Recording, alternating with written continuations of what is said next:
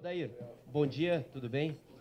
Eu gostaria que você fizesse uma projeção desse jogo contra o CSA, tendo em vista que, teoricamente, né, o CSA é uma equipe que, pela sua história, pela sua tradição, pelos valores dos jogadores, e repito, em teoria, deve esperar mais o Internacional. E os últimos confrontos do Inter, pelo menos aí em Campeonato Brasileiro e Libertadores, foram com equipes maiores, River Plate, Cruzeiro, Flamengo, Palmeiras.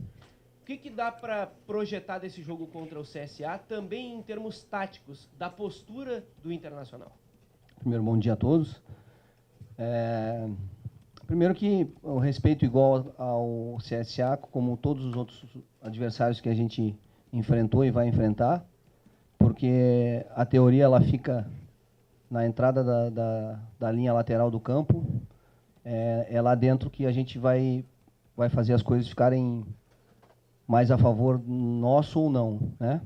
De acordo com aquilo que a gente apresentar no jogo. A gente tem mantido um padrão bastante alto de performance, de jogo, com resultado, e é isso que a gente procura e quer manter, né?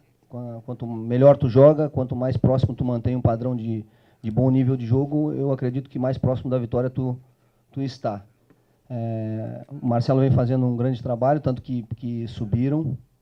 É um time muito compacto, um time muito bem organizado, um time que cumpre bem as funções, que está cumprindo bem as funções defensivas, o que torna o jogo bem difícil, porque você tem que ter qualidade para construir, tem que diversificar as ações da parte ofensiva, tu não pode ficar só chegando na linha de fundo, por exemplo, quando chegar e só cruzar. Tu também não pode só tentar jogo por dentro, porque eles têm uma compactação bem forte por dentro, uma organização. Então é diversificar as ações, um jogo ofensivo, né, triangular, para chutar, driblar. O drible é importante também na parte final, porque ele desequilibra, ele quebra um pouco essa marcação. Tem jogadores experientes, jogadores que Carlinhos, por exemplo, passou aqui, Newton passou aqui. São jogadores com experiência em Campeonato Brasileiro e que vai vir muito motivado para fazer o jogo contra nós. Cabe a nós, dentro daquilo que apresentar, e se a proposta for essa, ter tranquilidade, porque a vitória ela pode vir com 30 segundos, com 20 segundos, 30 segundos de jogo, no 1-0, como pode vir aos 89, dependendo da situação, da dificuldade que o CSA nos criar. Então a gente tem que estar muito atento também, se realmente eles baixarem as linhas e buscar essa compactação, trabalhar com paciência, não com lentidão, porque daí torna muito mais fácil para marcar. Então é ter paciência para circular, para rodar, para quebrar esse jogo, cuidar com os contra-ataques, atenção na bola parada, porque se realmente isso tudo se confirmar, o jogo encaixa para esse tipo de situação. Então a gente está também bem atento a isso. Odair, queria que você falasse sobre a convocação do Iago para a seleção olímpica. Você esteve do lado de lá no último processo olímpico com o ouro. Agora você é técnico de um clube que acaba sendo desfalcado por uma convocação. Mas a importância para o Iago e a importância também, e a sequência também que se imagina vai ter o Wendel a partir de agora. A convocação é reconhecimento de um trabalho feito no clube, é um jogador formado no Internacional, que está tendo esse reconhecimento, confiança total no grupo, né? Jogadores que na ausência, por exemplo, do Iago, o Wendel tem jogado e jogado muito bem, os outros jogadores também, então confiança no grupo. Eu falo sempre do grupo, né? Da importância desse grupo por lesões, por esse tipo de situação específica de convocação de seleção brasileira. E a outra que eu disse que é para ele aproveitar, não sei se eles vão ficar em Marseille, porque o outro torneio eu fui como auxiliar técnico, só que eu bati em Marseille e voltei. Eu fiz 256 horas de voo de ida e mais 312 de volta para chegar aqui no jogo do Palmeiras, aquele jogo que a gente faltou um pouquinho, fez um grande jogo, ganhamos o jogo, mas não passamos porque o Palmeiras achou um gol, na verdade, aos 38, 39 do segundo tempo de bola parada.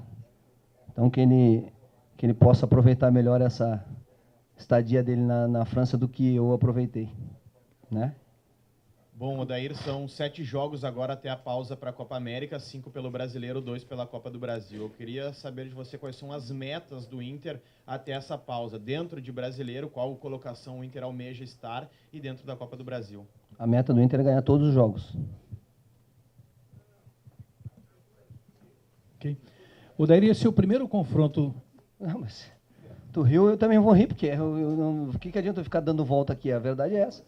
É simples e direta, é ganhar todos os jogos. Agora, se a gente vai conseguir, cabe ao nosso trabalho, a nossa maneira de jogar, ao nosso enfrentamento dentro e fora de casa. Por exemplo, a gente tem conseguido os resultados nesse Brasileiro dentro de casa, vitórias. Fora de casa, não. Então, a gente precisa confirmar o que a gente vem fazendo agora contra o CSA, respeitando, jogando bem, e fora de casa e ganhar os jogos também, porque só isso é que vai te dar possibilidade de enfrentar o Campeonato Brasileiro na parte de cima, como fizemos no ano passado, e disputar título, né? Mas o objetivo, na essência e bem direto, é ganhar todos os jogos. E nessa linha o Inter vem conseguindo, aí você falou há pouco, né? 100% em casa, ganhou do Flamengo, ganhou do Cruzeiro. É o primeiro confronto pelo Brasileiro com o CSA. O Inter jogou contra esse time na Copa do Brasil em 89, primeira edição. Então, diante disso que você falou agora, dá uma tranquilidade maior até a pausa para a Copa América, para depois tem decisão, tem oitavas, tem Libertadores? Tranquilidade em que sentido, Júlio? O time chegar na ponta ganhando todos, está mais tranquilo para poder depois, na volta da Copa América, estar melhor na ponta, né? Tá mais para cima da tabela, zona de Libertadores, e ter os confrontos. Se a gente conseguir esse objetivo das vitórias, de continuar confirmando o nosso bom desempenho, as vitórias em casa, e jogar fora de casa e manter padrão e conseguir pontuação e fazer vitórias fora de casa, certamente a gente vai, na parada, vai estar bem na tabela de classificação do Campeonato Brasileiro e também vai passar das quartas de finais. Isso nós estamos falando sobre muita teoria, porque o jogo do Paysandu é só na outra semana, e aqui a gente tem um foco muito grande sempre no próximo adversário, para que não ficar querendo dar o passo, né, pular a segunda tábua, a tábua ali da escada e tropeçar e cair.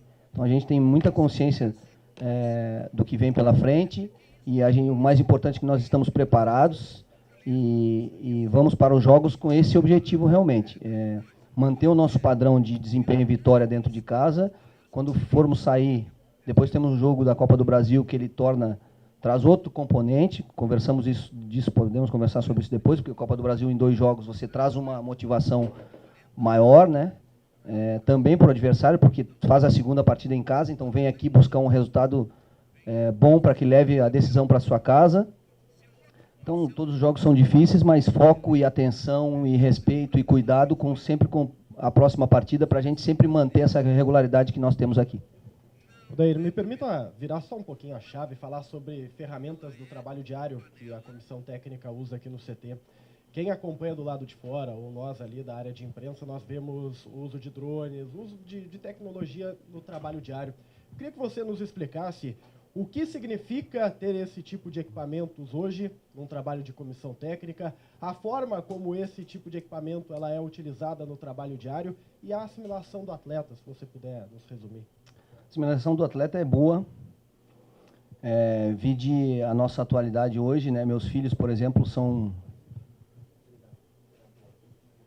sempre ligados na internet, praticamente quase não assistem televisão, estão sempre com o celular assistindo aqueles vídeos curtos, né? 2, 3. Eu acho que nós todos, eu posso falar de mim, mas eu quero colocar até para vocês. Se te manda um vídeo de 5 minutos, tu não assiste, né? Tu dá uma olhadinha, 22 segundos, larga. Mas um vídeo de 1 minuto e 12, 53, e não sei quanto, tu vai lá e assiste, porque ele é pequenininho, ele é objetivo, ele te passa a informação e tu capta, porque tu enxerga. E o jogador tem muito isso, facilita essa ferramenta. A minha preleção, por exemplo, é toda feita com vídeo, né? E a gente usa esse tipo de situação aqui na comissão técnica, porque eu, como treinador, por exemplo, eu tenho uma dificuldade para assistir jogo na televisão, porque a televisão ela te dá o quadro onde está a bola. E tu não observa o restante da movimentação, o posicionamento defensivo ou ofensivo, tu não movimenta as peças, estou falando para mim, né? Que estou observando o jogo, estou vendo o jogo porque gosto, mas também estou trabalhando e observando as situações de times diferentes, ou o próprio adversário, só que ela não te amplia a imagem para que você observe as movimentações. E, por exemplo, o drone que a gente tem aqui no dia a dia, a imagem que a gente tem aqui no Beira-Rio é ampliar da abertura da imagem para a gente ver a movimentação dos teus setores, da parte defensiva, ofensiva, e aí sim, dentro daquilo que tu tem como ideia de jogo, trabalhar com jogadores para a gente melhorar, para visualizar uma movimentação que talvez encaixou melhor naquele determinado jogo, contra aquele sistema. Então, são ferramentas importantes. Claro que isso é uma parte do processo, ele não é o todo, a essência maior é outra, mas isso é uma ferramenta importante que os profissionais todos do futebol brasileiro usam, as comissões técnicas, os treinadores, e que nos ajuda muito para a gente, no dia a dia, aqueles ajustes que eu falo sempre de situações que a gente tem que fazer de um jogo para o outro. A gente, por exemplo, usa essas imagens, usa o drone para filmar todos os treinamentos, então a gente vai ver se no jogo aconteceu, no treinamento tu busca o ajuste, tu visualiza para ver se aquele movimento aconteceu, repassa isso aos jogadores com vídeos, com momentos curtos, para que eles possam assistir. Nada de muito longo, porque eu tenho exemplo em casa. Vídeo de 5 minutos, ninguém assiste. Odair, bom dia. Com relação ao Inter 2018 e Inter 2019, né? Tinha uma característica 2018, tinha o Potker e o Damião mais dentro da área, né? Tu até começou 2019 dessa forma. Depois teve que trocar a roda com o carro em movimento, né? Porque o Paulo Guerreiro é um jogador que sai mais da área. E tu acabou tirando do time o jogador de lado de campo, né? Esse período em Atibaia vai ser importante para ajustar ainda mais esse esquema que tu está usando atualmente, porque o Inter até está propondo mais o jogo que propunha em 2018, né? Sim. Por isso que eu sempre falo Uma coisa é o que às vezes tu quer, né? E uma coisa é às vezes o que tu tem e que tu pode fazer e tirar o melhor dentro daquilo que é. Por exemplo, as características dos jogadores tu não tem como mudar muita coisa. Um jogador de velocidade, de força, ele até pode te dar um jogo mais apoiado, mais próximo, de triangulação, dependendo da situação individual de cada um. Mas um jogador que dá isso tem que ter, ele tem uma outra característica. Então, tu pegou um exemplo bem prático, que é o Guerreiro, que é o Damião e o Potker, que são dois jogadores de força, de velocidade, né? De profundidade, de romper linha buscando espaço, no individual, o Potker no drible, na força. Só que não são jogadores, não é porque eles são piores ou melhores, são de características diferentes. Eles não são jogadores. O Damião não é um cara de dar volume no jogo de aproximação, de vir aqui fazer uma triangulação por dentro, fazer um pivô, fazer uma tabela. O Damião é um centroavante de definição. Ele vem aqui, faz a parede e vai para a área. E aí você tem que buscar um jogo de profundidade, de lançamento para a área, de cruzamento, para que ele possa botar a bola para dentro. Para potencializar a característica do Damião. O Sobis, o Guerreiro, eles vêm jogar. Eles têm essa característica, eles vêm, jogam entre linhas, jogam nas costas dos volantes, caem para a lateral. Então, naturalmente, ele te dá um volume maior de possibilidade de trocar passe, de aproximar e fazer com que outros jogadores infiltrem. Eu acho que mesmo que com um pouco de treinamento que a gente está tendo, nós estamos evoluindo nesse processo, já evoluímos bem,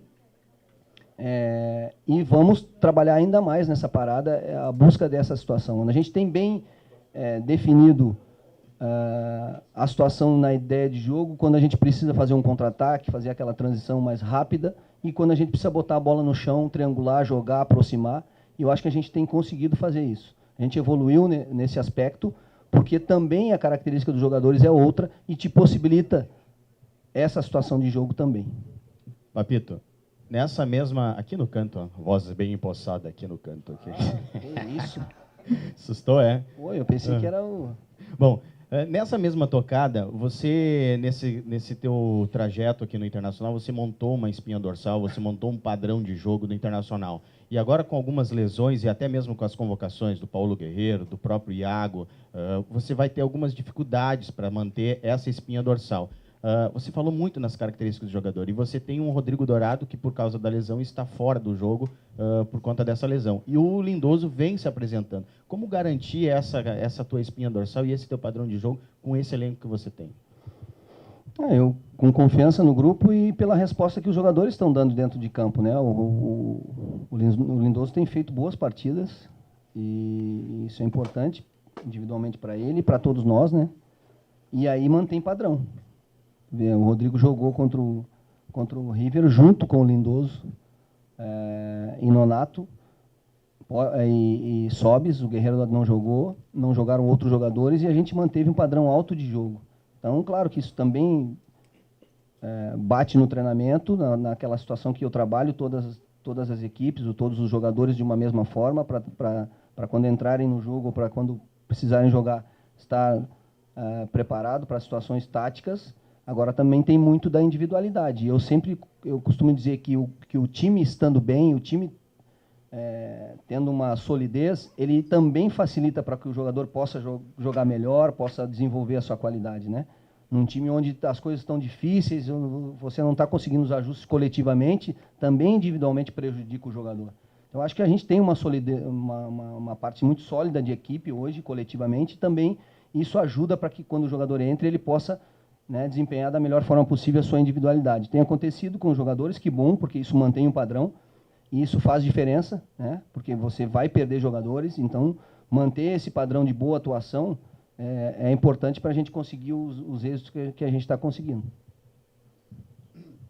Odair, o Inter vem de 5 confrontos com grandes, padrão de atuação alto, como você falou, contra Cruzeiro, Palmeiras, River, mas sofreu gols nos 5 jogos. Isso, de alguma forma, te preocupa e chama a tua atenção para corrigir os erros contra o Ceará, ou contra o CSA, desculpa? Assim, especificamente não. A gente sempre olha, assiste os jogos depois, vê todas as situações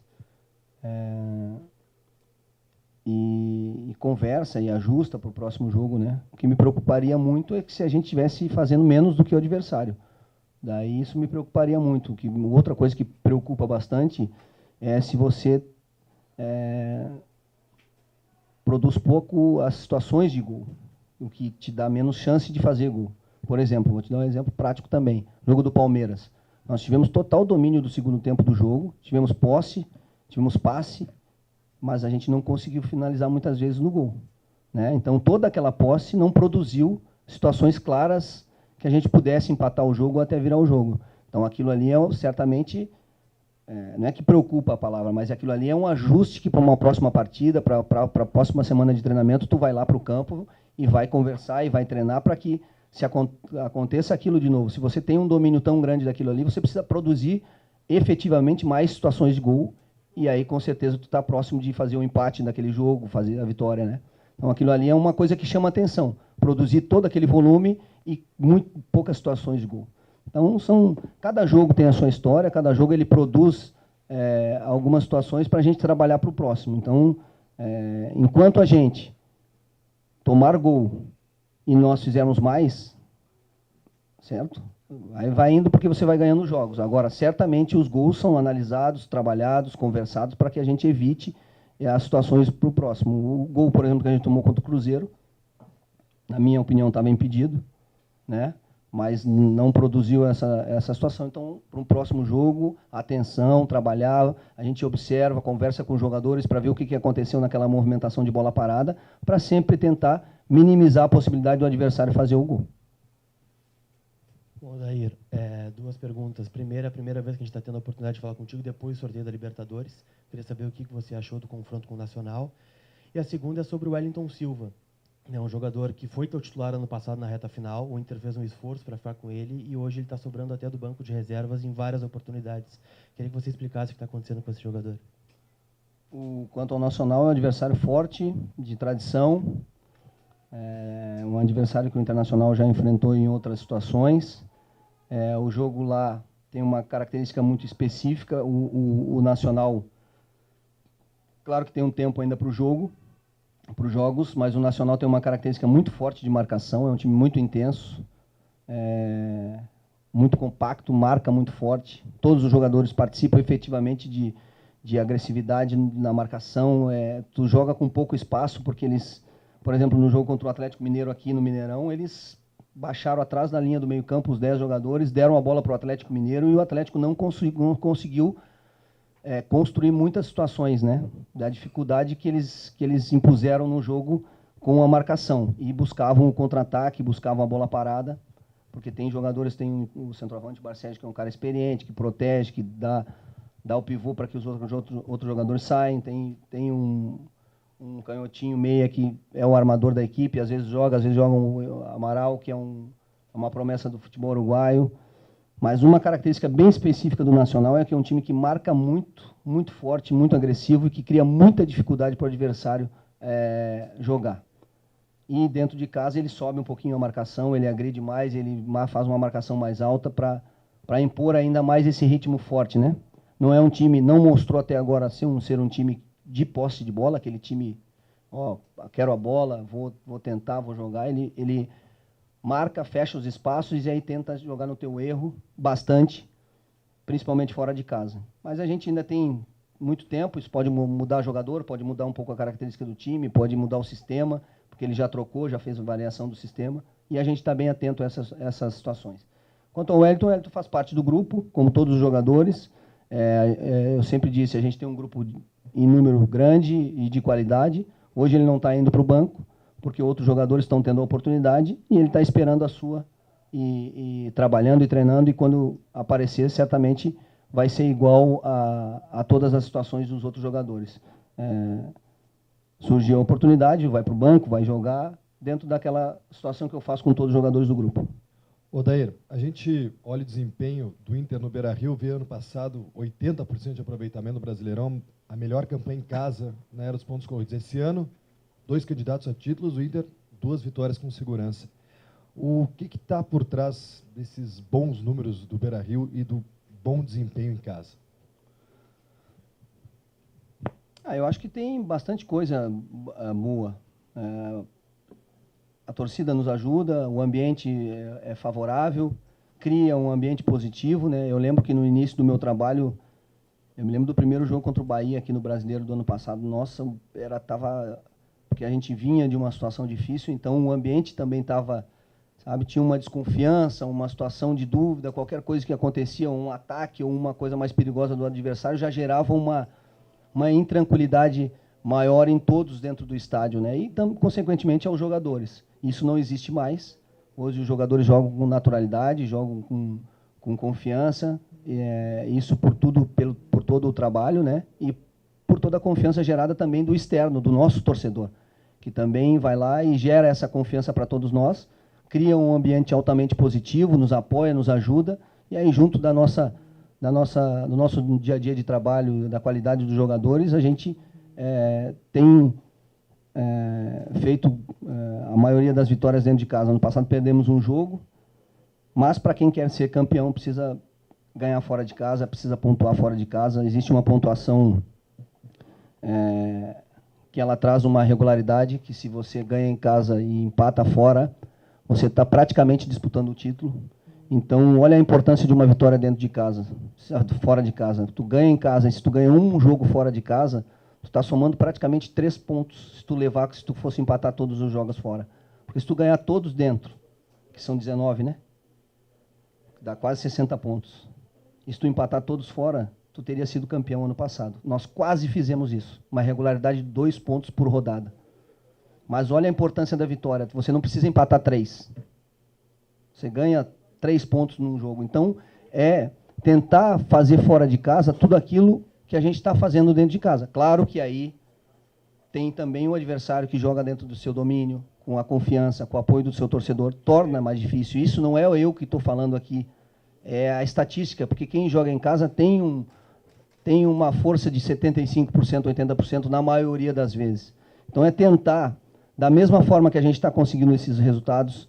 Ano passado a gente conseguiu no Brasileiro, senão não teria sido o terceiro, né? A gente conseguiu fazer resultado dentro e fora de casa, e faltou um pouquinho para ser campeão, né? Nessa regularidade. Então é tentar repetir isso fora de casa e continuar nos impondo. Só que, cada vez mais, e a gente sente isso dentro do campo, os adversários estão vindo aqui muito mais focados, concentrados, porque sabem da dificuldade que é jogar contra nós aqui, então estão se mobilizando cada vez mais, e cada vez mais vai ser mais difícil os jogos dentro de casa. Cabe a nós aumentarmos a égua, para ficarmos atentos, concentrados, para continuar mantendo esse nível de atuação e de resultado.